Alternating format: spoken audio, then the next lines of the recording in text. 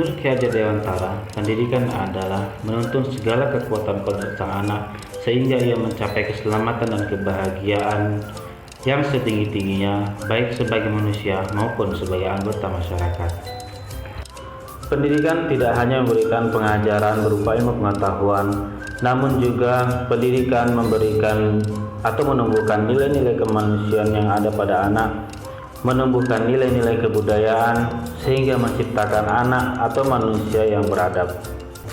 Berdasarkan pemikiran Ki Hajar Dewantara tersebut, sebagai seorang pendidik, kita hanya dapat menuntun tumbuh hidupnya kodrat anak, namun kita tidak dapat merubah kodrat dasarnya.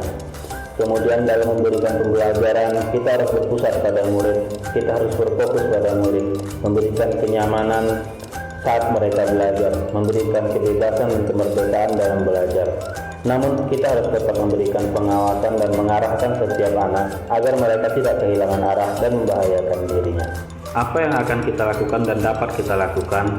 Yang pertama, kita harus mengenal setiap anak. Kita harus mengetahui kodrat setiap anak masing-masing sebelum menentukan metode pembelajaran. Kita tidak boleh menyamaratakan mereka.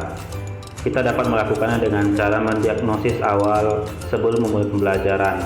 Kita harus mendata kemampuan setiap anak, baik itu diagnosis mengenai kognitif maupun non-kognitif setiap anak. Kemudian yang kedua, memberikan kenyamanan dan kemerdekaan dalam belajar.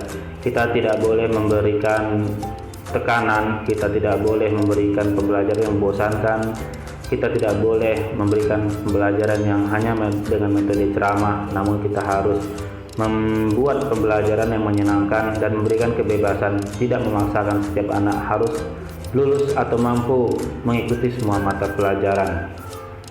Kemudian kita harus menumbuhkan nilai-nilai kemanusiaan pada setiap anak.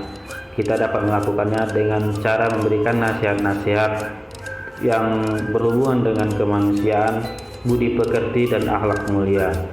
Selanjutnya kita juga dapat menuntun dan menyiapkan anak dalam mengikuti dan menghadapi tantangan perkembangan zaman.